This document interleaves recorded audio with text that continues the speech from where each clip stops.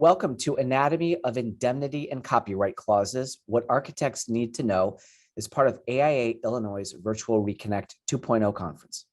My name is Jeremy Baker, and today's agenda is going to be to first talk about the role of insurance in design and construction, because it's foundational for what we're going to cover later.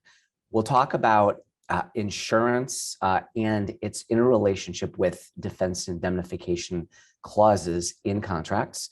We'll spend quite a bit of time looking at the way that those clauses can be revised. There's a lot of ways to do it, and what I'm going to be running through today is just a suggestion. It's not legal advice, but it's a little window into my thought process when I'm representing architects and engineers in contract negotiations with their clients. We will, towards the end of the presentation, do the same thing with intellectual property contract terms, and we'll first discuss the differences between giving up copyright ownership versus giving a license to your work to your clients. And throughout the entire discussion, I will be giving some thoughts about what I've found to be useful in seeking and obtaining fair and reasonable compromises when negotiating architecture and engineering agreements. But before we jump into all that a little bit more boring stuff, I was curious, because I think we have a lot of people who are design oriented on this call. If anybody could tell me what the inspiration was for my logo, if you shoot me an email, I'll give you a Starbucks gift card. I'm mostly interested to see whether there's anybody out there that is able to figure out what I had in mind. So most of the time when I'm not playing a lawyer, I'm chasing around my 4 kids or I'm listening to music and playing with my giant telescope. I am not a real estate lawyer. Rather, I'm a design and construction lawyer, which means I help people create buildings. Of course, there is always a little bit of arbitration, mediation, and litigation involved in that. But I also get involved at the outset of projects to help a wide variety of people in the design and construction space figure out what's the best project delivery method for the goals of their particular project. Then I help them negotiate a suite of contracts to seek out win-win outcomes, try to ensure that insurable risks stay insured, and that if there are any problems during the project, we can put them down before they lead to any kind of formal disputes. I'm really proud to say that for the last 6 years, I've been a liaison to the AIA Contract Documents Committee, which is a fancy way of saying that on occasion, the smart people that write the AIA contract documents will let me take a look at the draft versions so I can give them my 2 cents. I've taught construction law at John Marshall Law School for a number of years before it merged with UIC. And before I started my law firm in October 2019, I was a partner at Schiff Harden, where I was for about 14 years. And I had 18 total years of big law experience before I went out on my own about 2 years ago. So I wouldn't be a lawyer if I didn't give you a little bit of a disclaimer here. This is certainly intended for an audience in Illinois. That doesn't mean that people who are outside of Illinois should stop watching, but you should understand that I'm a Chicago-based lawyer, and a lot of the things that I'm going to be thinking about and talking my way through are applicable to Illinois projects and private projects specifically. Public projects share a lot of the same concerns and have a lot of the same issues. But I'm really thinking about private projects, private land, private money, private parties, not government projects here. And we're going to be doing a very high level skim of something that is intensely complex. We're going to be taking a close look at a number of contract clauses and how they might be edited. And I wanted to let you know that even though I negotiate these kinds of contracts every single day, it's never the case that I am going to be able to apply the formula that I set out here in this presentation with precision, because every contract clause that I'm confronted with, every document that I'm sent and asked to comment on is a little bit different than the rest. So this is really just sort of issue spotting. It helps you understand the sort of things that a construction attorney might think about as they're marking a contract. And I'm going to be talking a lot, as I alluded to, about insurability, which is essentially meaning that the language of your contract doesn't destroy the benefit of your professional liability insurance. Now, I think it goes without saying that because I haven't looked at all of your insurance policies, my comments about insurability are not something that you can take to the bank. It's high level. It's my observations based on decades of doing this. I'm absolutely not making any kind of a guarantee that if you follow what I prescribe here exactly, that you are necessarily going to avoid an uninsurability pitfall. And one of the things that drives my clients up the walls, my architects and engineer clients, as well as many other clients in this space, is every time I negotiate a contract, I always email them and say, don't forget to show it to your insurance broker.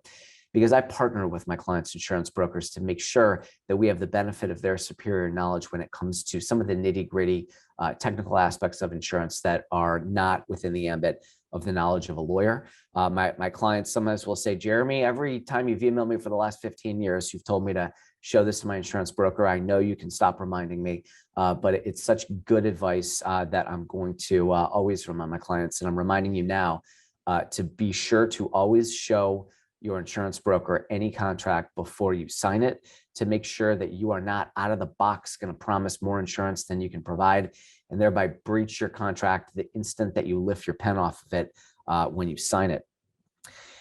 And I think that the role of insurance in design and construction, and particularly with respect to design professionals, is as essential as the tightrope is that this gentleman is using to walk across this gorge. You really can't be an architect or an engineer and work on serious projects without insurance. And that means we have to be careful that the contracts we negotiate don't destroy the insurance coverage that you've paid for.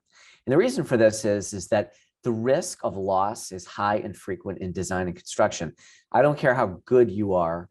If you're an architect or an engineer, you're going to get sued at some point. Even if you've done nothing wrong, it is very easy for people to make a claim.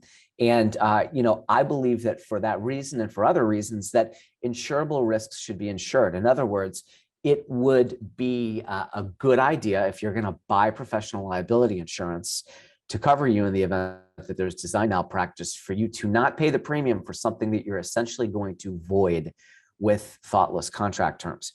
And one of the things that I find myself explaining a lot, probably every other day to somebody on the telephone, is think about where the money goes in a design and construction project. 95% of it or something like that is going to go to the contractor, right? It's for steel and labor and concrete. And there's a comparatively small amount of money that goes through the hands of design firms. And in many cases, even some of the biggest and best design firms, they're going to collect fees and they're going to pay it out in salary and rent almost immediately. And so if there is no insurance to protect the design firm and to protect the owner, to protect their client in the event of design malpractice, I like to joke that if the claim is brought against the architect or engineer and it's successful and there's no insurance, all that the owner is going to get when they win their claim is the right to take over a fancy office space and some computer equipment. But what I heard from one of my favorite clients a couple of years ago, he said, no, Jeremy, that's all wrong. We rent our computer equipment. So now I like to make the point with owners and developers that it is in their interest to make sure that they don't destroy the insurability of the contract terms, because those insurance policies don't just protect architects and engineers, they settle owners' claims. And if there isn't an insurance policy there, it might be the case that the owner or developer that hired the architect or the engineer is not going to have any recovery, even if they win, because there won't be a pot of gold at the end of the rainbow.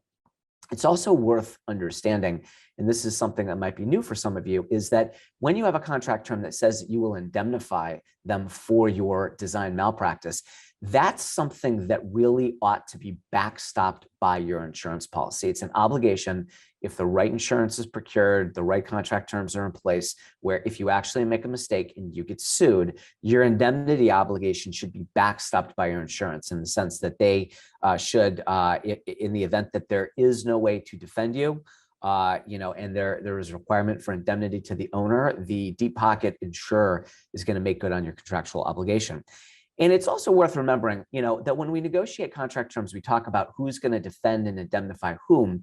Let's just remember that you really want an insurance company to be doing that, right? So if there is, heaven forbid, an injury on a project and the contractor's insurance should step up and cover its defense and indemnity obligations.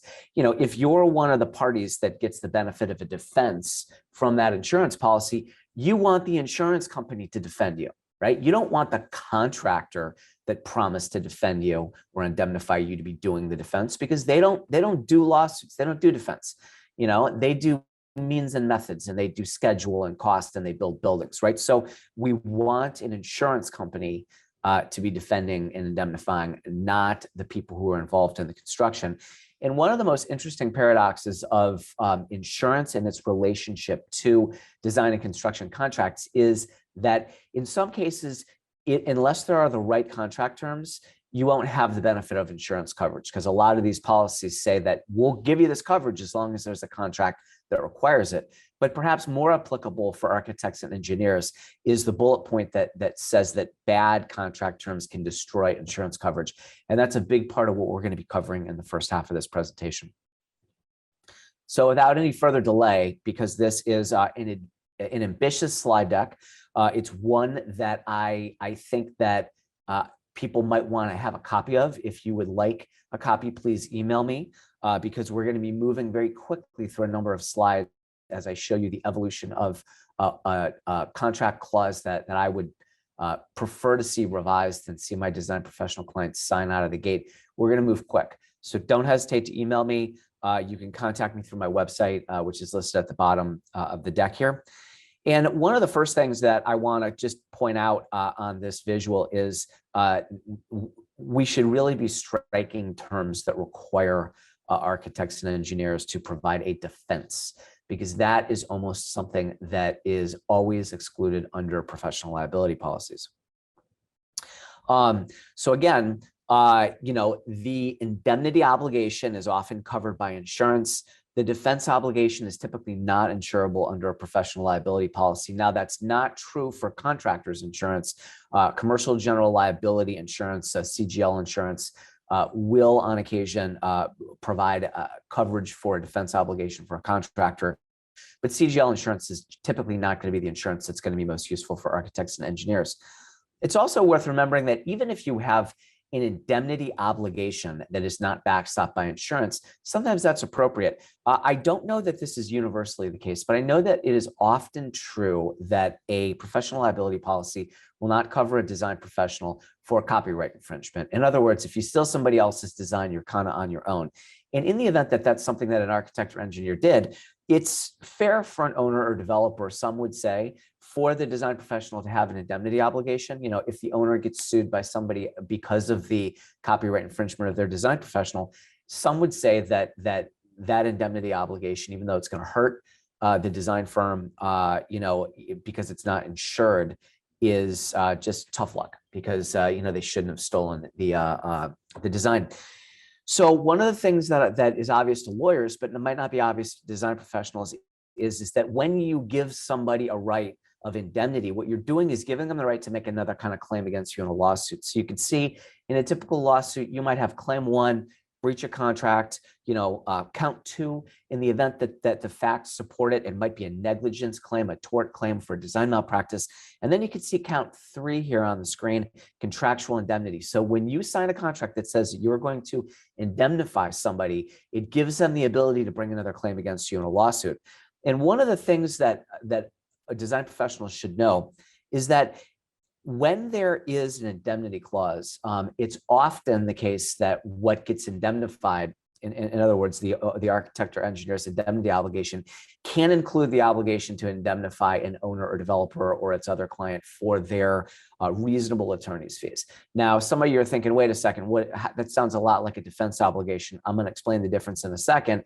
But design professionals' clients like to have an indemnity clause because it's a one-way vehicle for them to maybe collect their attorney's fees from the design professional. Some of you have seen in contracts a prevailing party clause. Whoever wins is going to get their attorney's fees paid for by the other party. That's a two-way street. So a lot of owners like to have an indemnity obligation for the architect or an engineer to have the right to be indemnified for their reasonable attorney's fees, because that is one way in favor of the design professional's client. It's not a two-way street like a prevailing party clause. So because I'm talking about the difference between indemnity and defense, I want to leave you with maybe one of the most important points that I hope sticks with you. And that is that the defense obligation can kick in early. This is really a timing thing, whereas the indemnity obligation is typically something that happens later. The defense obligation kicks in early. So if we look at the timeline of a design malpractice claim, perhaps somebody sues your owner or developer client for something that you did. If you have to indemnify, if you have to defend them, that means that you have to start paying their attorney's fees at the very beginning of the lawsuit. And, lawsuits can take, maybe 4 or 5 years to work themselves through discovery and trial, and perhaps there's an appeal. And at the end of the day, if it turns out there is design malpractice and the design firm loses the claim, the indemnity obligation comes last. And you can understand why an insurer might be willing to indemnify you for your design malpractice, because it requires proof. It requires due process. It requires the ability to defend yourself. And if you lose, then they indemnify you for against the consequences of your design malpractice. The defense obligation kicks in immediately, and no insurance company is going to want to start writing checks to your owner client because you signed a contract which says you will defend them, even though it might be the case that you've done absolutely nothing wrong. So remembering the timing of when a defense obligation kicks in versus an indemnity obligation might be something to take with you as you go forward after today. So this might be an indemnity clause that would be proposed to a architect or an engineer by an owner. And so the first thing that we're going to want to do is we're going to want to get rid of the term defend. Of course, it says up on the right-hand side of the screen that this is not legal advice for you. Obviously, I'm not your lawyer. You should be consulting with your lawyer. You should be consulting with your insurance broker when you negotiate these contracts. And again, this is just one way of thinking about editing one of these clauses. So please do not think that this is legal advice for you. And please do not think that if you follow this prescription, everything is going to work out beautifully for you. This is just one way of thinking about how to negotiate these terms. The next thing that we might want to do is get rid of the language here that says that you're going to defend with counsel of the owner's choice, because your insurance company doesn't really care what your owner client wants in terms of their lawyers. The insurance company is not going to pay for a defense obligation no matter what.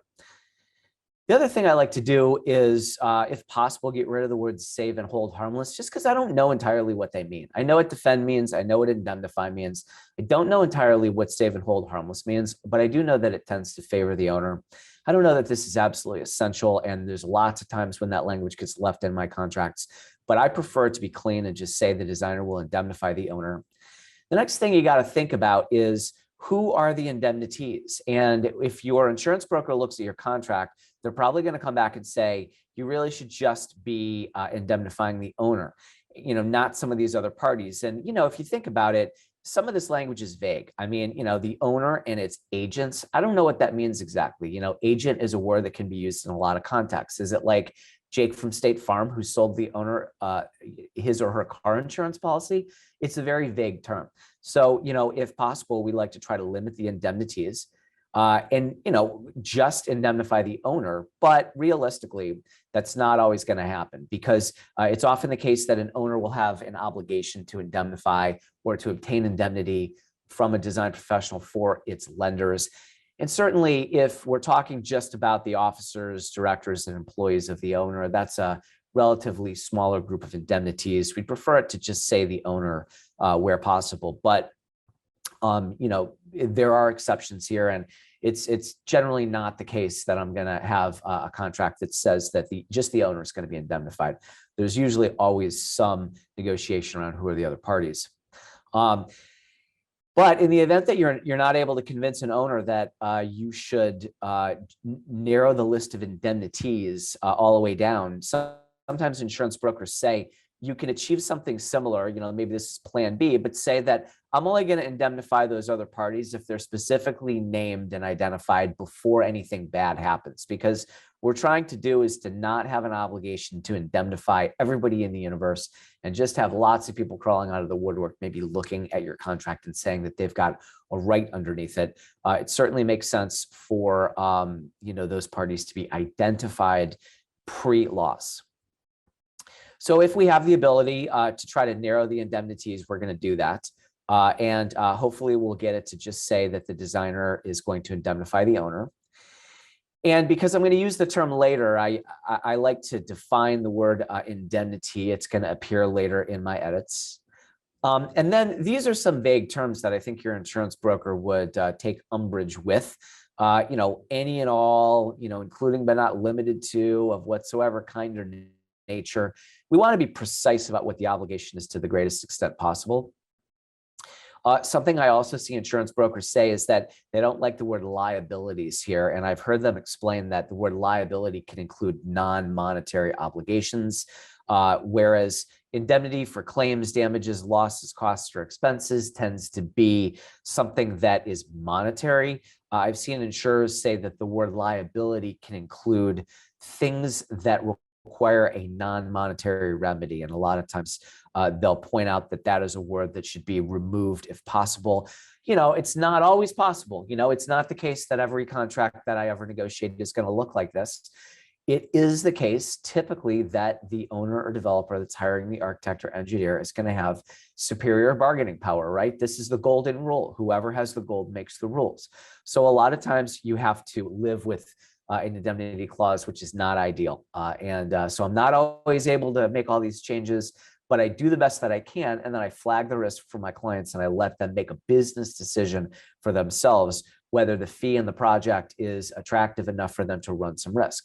So the next thing that we're going to do to this clause is talk real briefly about the obligation to indemnify an owner for its attorney's fees, which, when I say you can't defend, but you can indemnify for attorney's fees, I bet a lot of people are rolling their eyes right now saying, these lawyers really know how to slice the bologna very thin.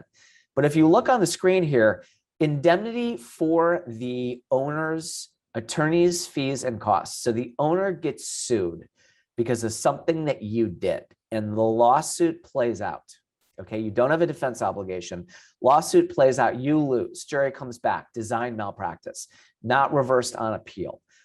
Can the damages that the owner can seek to collect from you include the attorney's fees and costs that it had to expend defending itself against this third-party lawsuit? Well, I haven't read your insurance policy, so I can't say for sure, but it's possible. So if we look up on the screen here, what you'll see is that I'm going to change the words to read including reasonable attorney's fees and costs of litigation, because this is not defense, right? This is indemnity for the owner's attorney's fees and costs. It happens at the end of the claim, or perhaps somewhat earlier if there's a decision to make a settlement.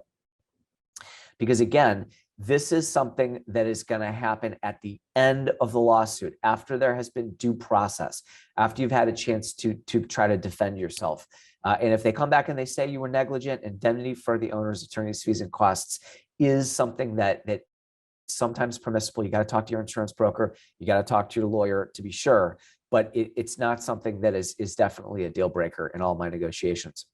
So this is what our clause looks like now. And the next thing we're going to do is very important. We're going to qualify this, and we're going to say that we're indemnifying against these monetary things that an owner might incur, that an indemnity may suffer as a result of a third party's claim. And this is a very important concept, and it's really narrowing. I mean, if you stop and you think about it, you might have 100 projects where your owner is just not perfectly happy with the outcome. For every one where some third party is going to sue your owner or developer client, or I suppose it could be some other kind of client, for a mistake that you made. So if we don't qualify this clause and say it only applies when the owner gets sued by a third party, it is left to be much more broad. Then the owner with any kind of unhappiness can invoke this clause. They can try to recover their attorney's fees, and they get that third cause of action against you. So this is something that I can't always get into my contracts. It's the golden rule. Whoever has the gold makes the rules. It's typically not the design professional with the best negotiating power. But this is one of the things that, like eliminating the defense obligation, I like to try to do if possible. Because again, if the owner says, hey, you breached the contract, they have a remedy. It's count one. The remedy for you breaching your contract is a breach of contract clause. That's count one. They don't necessarily need to bring a contractual indemnity clause against you, count three. Now, I represent a lot of owners and developers, okay? And I am often on the other side of this logic. And sometimes when I have a skilled opponent that I'm negotiating with and they will make these arguments to me, I have to acknowledge that they make sense. And sometimes I'll say, okay, we'll limit it to third-party claims. But other times I'll say, you know what? My owner or developer client, it has a view of risk tolerance where we are going to require the defense obligation. We are going to require that indemnity apply just to the owner's unhappiness and not third-party claims for a variety of reasons, including the fact that if I had to exercise contract rights on behalf of an owner and developer, I would be able to tiptoe around uninsurable language when I make the claim. And so I wouldn't necessarily step into some of these uninsurability issues. So this is what our clause looks like right now. Your insurance broker will not be happy with a word like indirectly, just because it's imprecise. I don't know what it means to have your client suffer damages due to something that you did indirectly. So I think that directly is a better word to use there. Again, the word allegedly is important because a professional liability insurance policy is there to protect you from when you actually make a mistake and commit design malpractice. It's really easy for an uninformed owner or developer. Maybe they're only an occasional or unsophisticated consumer of architecture and engineering services. They might not understand that the reason why they're not happy is they didn't articulate their needs well in the programming phase. It's very easy for them to make a claim and to allege that you did something wrong. So we don't like to have an obligation to indemnify just because somebody out there might go off half-cocked and make an allegation. It's very easy to file a lawsuit. It's harder to prove up those allegations when you have the benefit of all the due process that comes with litigation and arbitration. So, just to kind of clean up the clause, these are imprecise words, indirectly in any manner arising out of or in connection with, or allegedly arising out of or in connection with. These are imprecise terms that we, would prefer to not have in there, because the goal is to have a really clear paragraph where we understand exactly what it means. We understand exactly what the obligation is, because if a claim is going to be made against you, you don't know that you're going to have a sophisticated attorney on the other side that is going to be thinking in terms of marrying up the claim that they make against you with insurable language in the letter that they send to you, or insurable language in the complaint, the lawsuit that they file against you. And so if you take out of the contract the uninsurable type language, if you run across an unsophisticated opposing attorney, they won't be able to tumble sideways into an allegation that would be not insured. They just wouldn't have the language in the contract to work with. By making the clause clear and concise and narrow and insurable, any kind of lawyer of any stripe, no matter how inexperienced, will make their claim through the lens of the language of the contract. And then the letter that you receive or the lawsuit against you has a much higher likelihood of not having the wrong words in it, where your insurance company might say, whoa, I'm not entirely sure that this claim is going to be covered for you. So we're just going to take those last words out to clean it up a little bit. This is also an important phrase to get in there. At the end, you could see, but only to the extent caused by. It's certainly important to have some causation requirement in here. You can't always convince an owner or developer to include the words, but only to the extent. But I do think that if you're going to have to indemnify somebody for financial losses that they incurred, it should be because you caused them.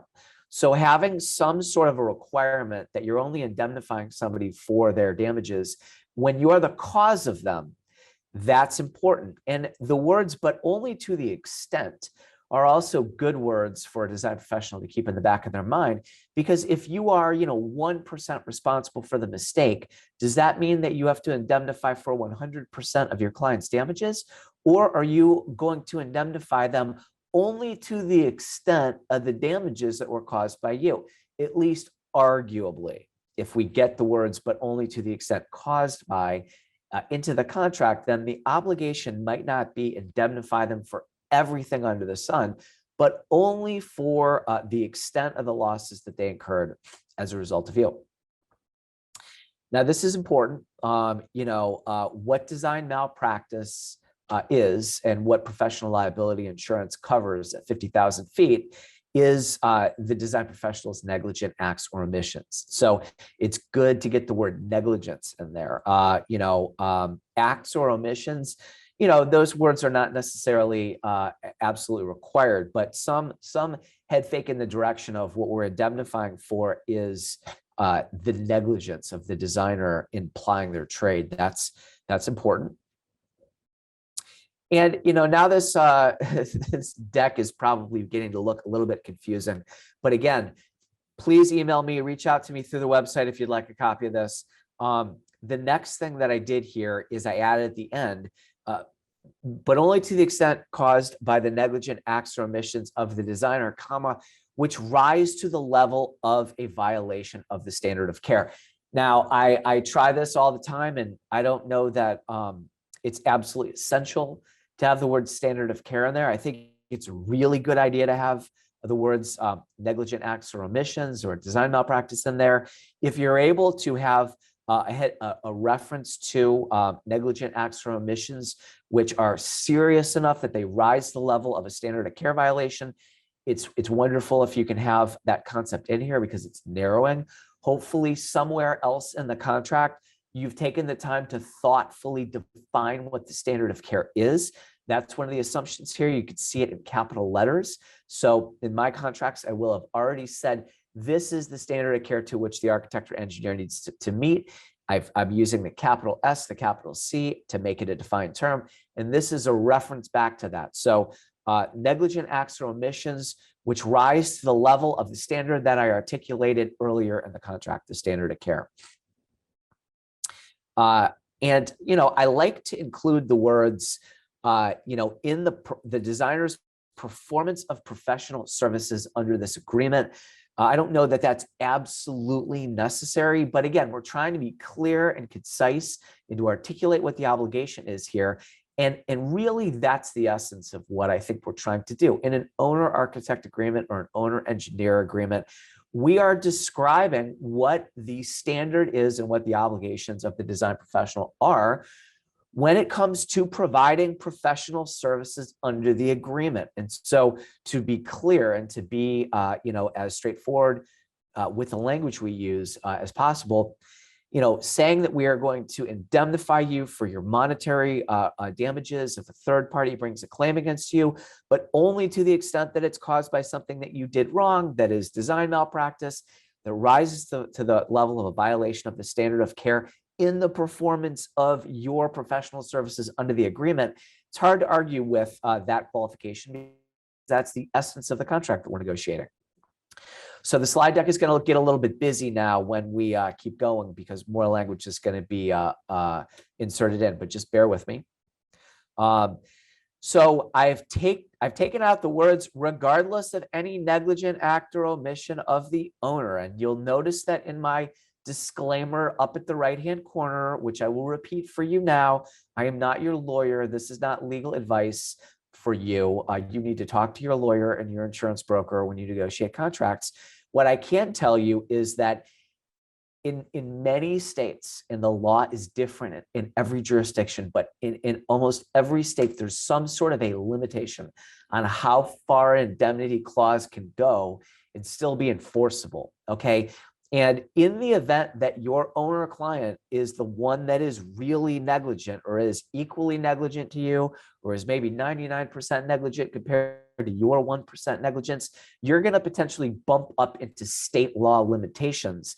And so I don't like this idea that the design professional is going to indemnify the owner, but maybe they're going to be indemnifying the owner for the consequences of their own mistakes.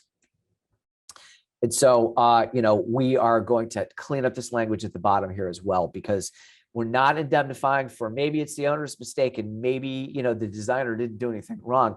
That's not what we're saying here. This is about indemnity for design malpractice. That's the essence of it. So here's where the slide I think is going to get pretty busy after we just clean up that language at the bottom there. And what I did here now is I added at the back here, the very last part, a new sentence. I added only to the extent prohibited by law, the designer's indemnity obligations, meaning what I just was talking about, the whole rest of the paragraph, they won't extend to the liability of an indemnity. Here, that's just the owner arising out of its own negligence. So if I try to put that into English, it means that your obligation, the architect or engineer's indemnity obligation, is not gonna, kick in to the extent that you might have to indemnify the owner for the consequences of its own mistake. And, the reason for that is, and again, here is why this is a little bit state specific, is that there is in Illinois something known as the Construction Contract Indemnification for Negligence Act.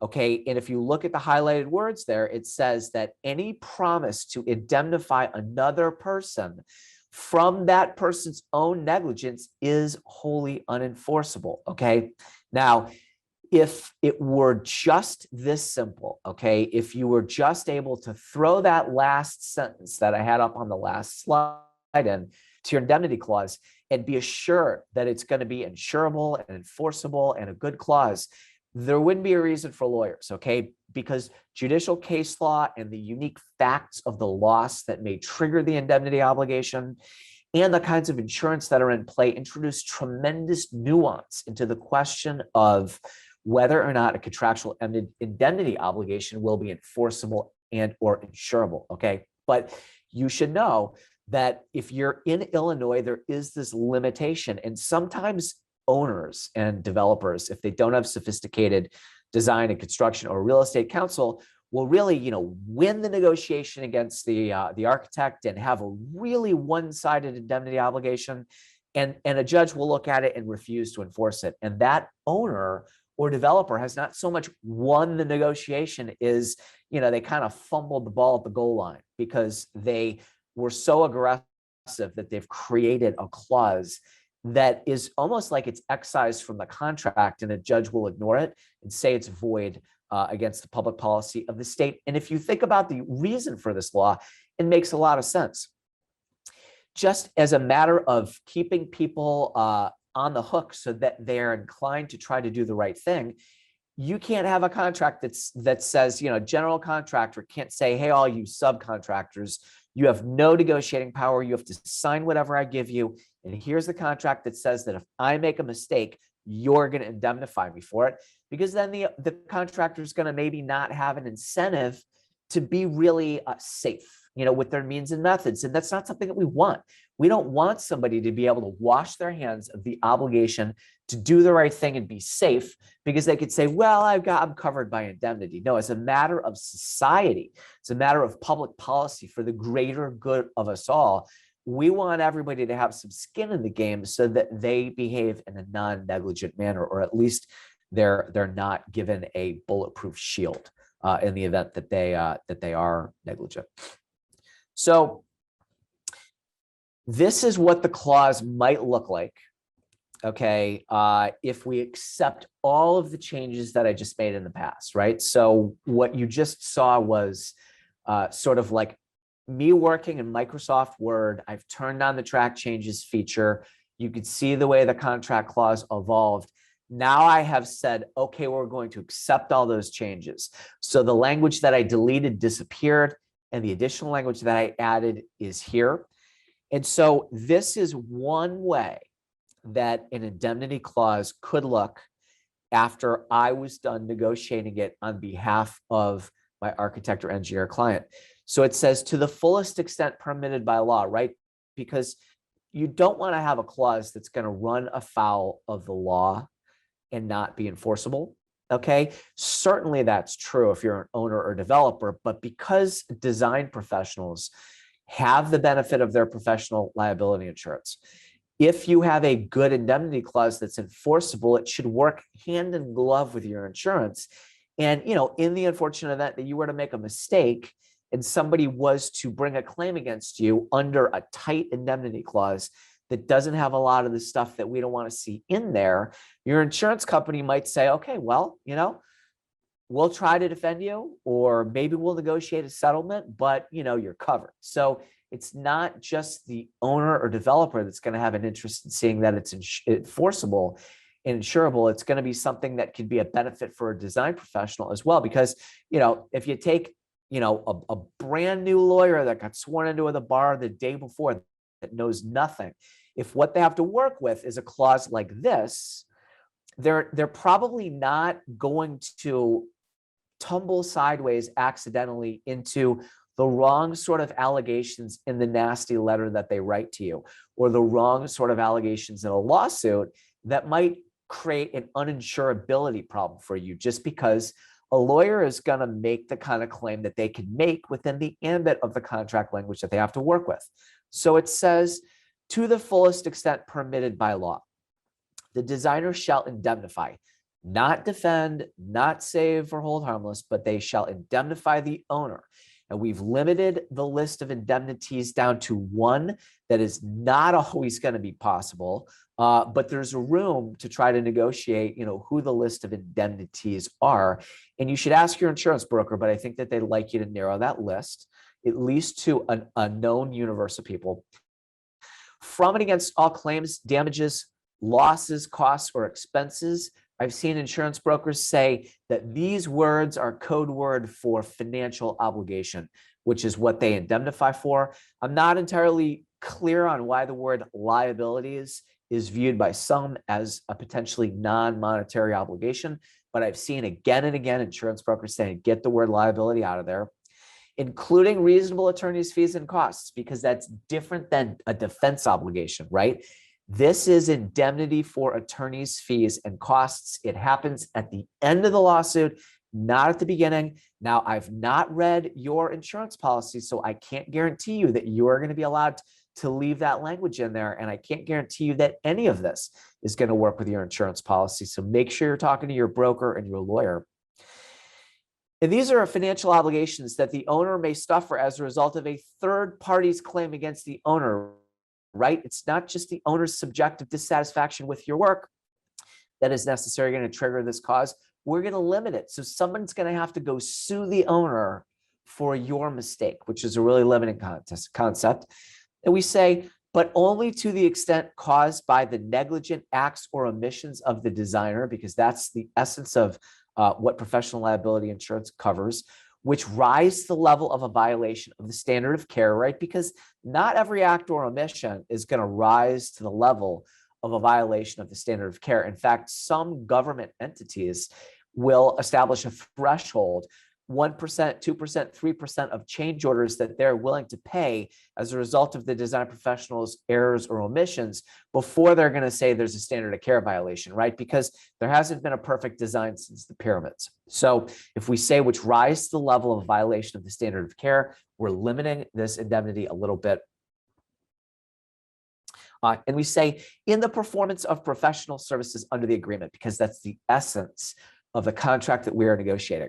And then we use the phrase at the end, only to the extent prohibited by law, the designer's indemnification obligations shall not extend to the liability of the owner arising out of the owner's own negligence, in an effort to satisfy some of the state-specific limitations, at least in Illinois. Now, I wouldn't be a lawyer if I didn't say I make no guarantee that you're going to have a good outcome if this is the way your contract reads.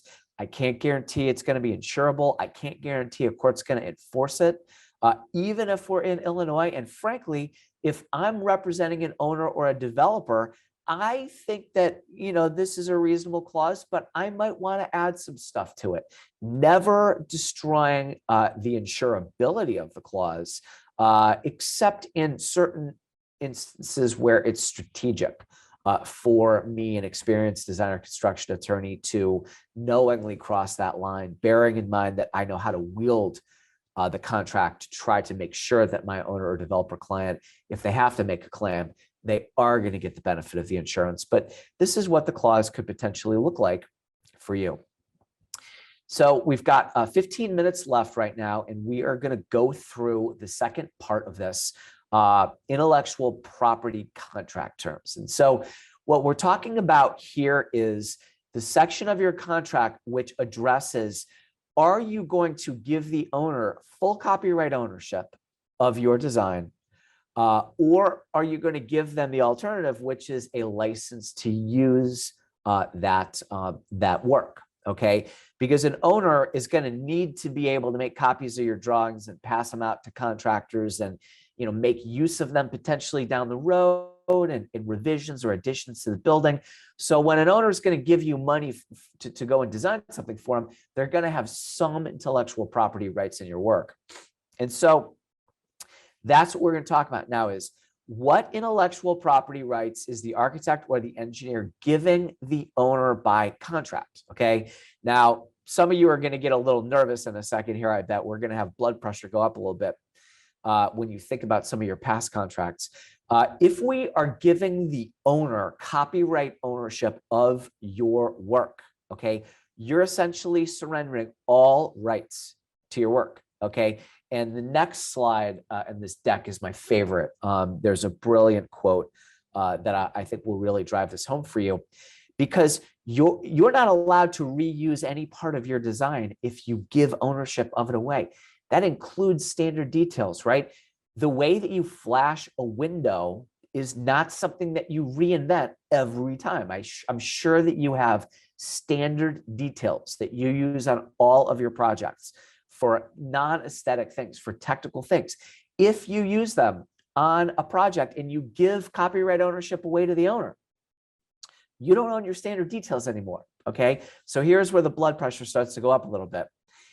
It's also worth remembering that you can't give the owner something that you do not have. So if you are an architect, all right, and you are asked to give copyright ownership of your work and the work of your subconsultants to the owner, if you're the architect, you better have copyright ownership or something very similar to it in your subconsultant agreements. You better not just have a license, because you can't give the owner something that you do not have. Again, I think we might have some blood pressure going up right here as people think about, oh boy, are my intellectual property terms consistent in all my contracts in terms of what I'm promising the owner versus what I'm getting from my subconsultants? If we're just giving the owner a license to use the work, the design professional is going to retain copyright ownership, and the owner is going to have a limited negotiated right to use that work, generally for a single project, okay? And the license will typically permit the owner to use your drawings if they want to add another wing onto the hospital or another room onto the building, future renovations, potentially without your involvement. So this is my favorite slide in this deck, and maybe ever, because I think it's brilliant. And I'm going to read a quote from three very smart construction attorneys from Construction Law Transactional Considerations, written by Ickel. I was honored to write several chapters in this book, although I don't think I wrote anything as brilliant as this.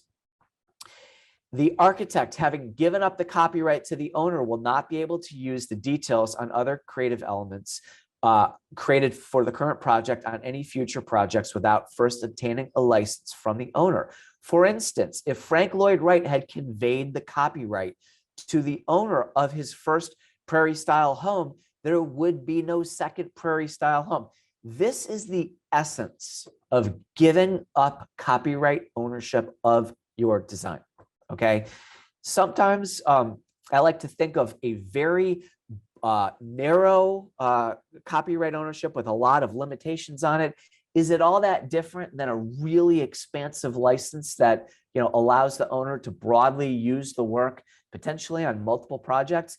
Is it really all that different? Well, I think that this slide gives you the answer, all right? Because if you're the next Frank Lloyd Wright and you're going to design something really special, if you give away copyright ownership, even in a narrow way with a lot of limitations, like I'm about to show you, this is the risk. All right, so the AIA contract documents will just give the owner a license to use your work. But sometimes you'll be confronted with something like this from the owner, which is one where they're trying to make your work belong exclusively to them. So we're going to talk about potentially how to modify this clause now. Again, this is not legal advice for you. You got to talk to your lawyer, because there are a lot of things to think about here, including, is it a design build project? Is it some other kind of project delivery method? What's the kind of project? Are you working in Revit? Is there sharing of BIM model elements? Who's going to access the model? There's a lot of other stuff here. So we are scratching the surface of something that is intensely complicated. And if you think that I'm giving you a prescription to use on all of your contracts, you're wrong. So what I like to do sometimes is to include a limitation where the owner is going to get the design, but not until they fully pay the design professional. Now, owners and developers don't like this because they don't want to be held over a barrel in the event that the design professional says, I get $1 additional service and you got to pay me or else you can't build your project. So, when I'm the owner or developer, I'm not always going to agree to this term. But, sometimes smart architects or engineers come back and say, okay, fine. If you want my intellectual property rights out the door before you pay me, I'll agree to give you a license, not copyright ownership. So, the next thing that sometimes design professionals like to do is to limit the thing that they're giving to the final portions of their work in their final form that were selected by the owner. Sometimes people say selected and paid for by the owner for inclusion in the project, but not any alternate designs or work product that were not so selected. Okay. And we're not going to say, whether completed or in progress, but the final work. Now, why do we do that? Well, if you are a high design firm that is going to come up with a half dozen creative concepts, if the owner is going to pick their favorite, why shouldn't you be able to use elements of the other parts of it on, potential future projects? So this is just, one idea for you. I generally don't like the idea of giving over the architects or engineers internal and external communications like emails. Typically, if people are asked to hand over their emails, it's in a claim situation, and there are court rules and arbitration procedures for this sort of thing. But I don't think that a design team would really like to hand over all of their internal and external emails because it really isn't part of their intellectual property in the same way that drawings and specs and other type documents are. So here's where the slide's going to get a little bit busy. But again, we're moving fast. Feel free to email me. You can reach out to me through my website below here if you want a copy of this. If we're going to give ownership of something over, I might want to defend the design firm's standard details, right? So I'll say, okay, sure, notwithstanding the ownership rights I'm giving you, each member of the design team, which I've defined to include not just the architect, but its consultants, each member shall retain ownership of their typical details and depictions that they regularly use in the ordinary course of their practice and are not some bespoke, unique, creative work that they're going to give to the owner. Because, it's like the Frank Lloyd Wright, prairie style home analogy.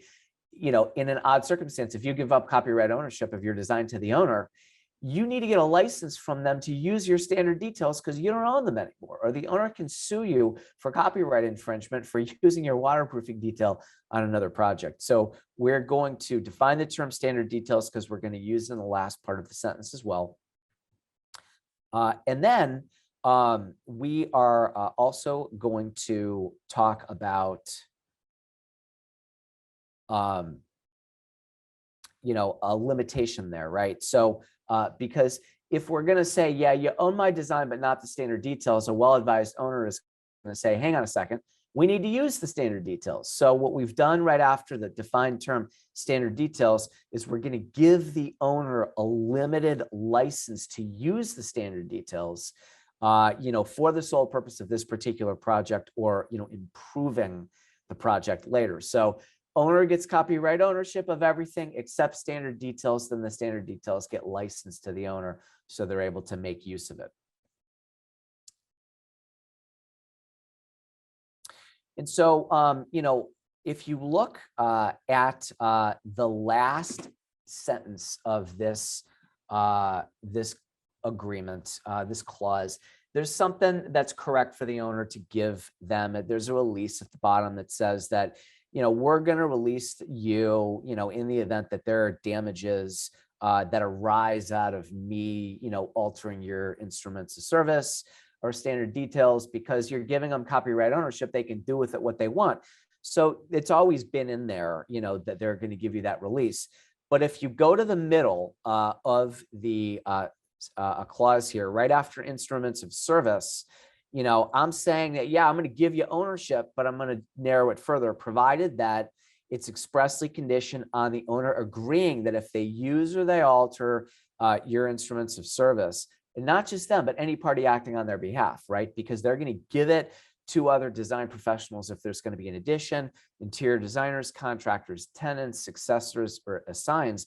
These are all owner parties. So if the owner is going to give this to somebody else and allow them to modify your work, and then maybe there's an accident, maybe the roof collapses because of snow load, somebody gets a hold of your drawings, they see your name on the title block, you could find yourself being sued in that circumstance. So if you're going to give the copyright ownership, we're going to say, okay, owner, but if you give this to somebody else and then they monkey with my design and I get sued for it, okay, I want the owner parties, all those other people on your side, all right, to be doing that at their sole risk and without legal exposure to the design team, which are the released parties. So if you go back down to the bottom sentence, the owner shall release the designer and the released parties, right, which is the whole design team, from these other things, but not just if the owner is going to modify your design, but if the owner parties are going to modify your design.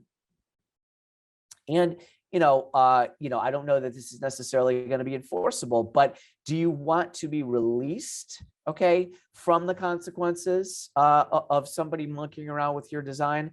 Or do you want the owner to have to also, if permissible under the law, agree to defend and indemnify you and your sub-consultants from damages that all these parties might incur in the event that they monkey with your design? A lot of owners and developers are not going to agree to that, but it's something worth considering. And so if we, again, take the Microsoft Word document and we accept the tracked changes, we get rid of the language that has been deleted, and we keep the language that is accepted. This reads, upon full payment by the owner of all sums to the designer under the agreement, which an owner should be able to live with because it's not more than they agreed to pay, the designer is going to agree that their final work, okay, and the work of their consultants is going to belong to the owner, okay, but only if the owner decides to edit or change your work, everybody's going to get released, defended, and indemnified on the design team. If you're not involved in the project, okay, you're going to give them, you're not giving up copyright ownership of your standard details, you're giving them a license. So that's how this reads. Now, one of the things that I really enjoy is to create videos for my architect and engineer friends. And if you look on the slide here, what you'll see are hyperlinked videos that exist on my website. You can go to www.buildchicagolaw, or you can email me and I will send you a copy of this slide deck. And you can click on these blue links and check out these videos, which I've created specifically for design professionals. If you guys skim the page here, I think that you'll find some things that might be really relevant for, your practice as an architect or an engineer. I try to add at least 4 new videos per month to the library, but I represent lots of people other than design professionals. So I've got a wide variety of videos that are not just geared for design professionals. I've got videos about early cost-efficient dispute resolution, because I think that lawsuits are really terrible and they should be avoided at all costs. I come from the school of nip it in the bud, and everything that I do on behalf of my architect and engineer, my owner, developer, contractor, lender, all my clients, I'm really trying to have good contracts and avoid lawsuits. So you'll see a whole bunch of other videos there in my library. I also write quite a bit about design and construction. You could get my thoughts on the B152 new interior design agreement from the AIA. You can get my thoughts on the AIA B101 owner architect agreement and many other things if you check out the blogs on my blog page. These are more clickable links because I represent a wide variety of project participants. These are descriptions of who I work for and what I do. You'll see to the right that I do a free monthly newsletter where you'll get my latest videos and blog posts and probably some pictures of my 4 young kids as well if you sign up. And again, if you can guess what inspired my logo, shoot me an email, jbaker@buildchicagolaw.com. I'll shoot you a Starbucks gift card. And this is also how you can get my email if you want to request a copy of my slide deck. I've got offices in Cook County and Lake County. Here's my contact information. And of course, I wouldn't be a lawyer if I didn't remind you that none of this is legal advice for you. This is just something that I like to share with my design professional friends because I love to represent them so much. And with that, we are done.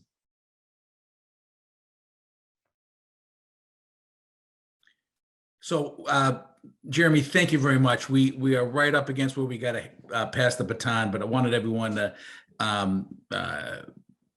hear your final word. You've got some unbelievable great content. I can't recommend enough to those attending. Check out your newsletters and so forth. And thank you. I mean, it's awesome that you provide all those resources and links for folks. So, I guess the two takeaways I had was nip it in the bud, fantastic statement. And then the word of the wise of make sure you talk to your insurance folks when you get a contract in your hand. Those are like great words of wisdom. But any quick parting comments on that you've got for us? Just that, usually design professionals chuckle when I say this, but when I'm able to stop practicing law, I really do think I may pursue a degree in architecture just because I'm so interested in it. So I might be calling on you all for help someday. Anytime. Thank you for participating, Jeremy. It's been great, and we'll stay connected. Thank you. Take care. Bye-bye.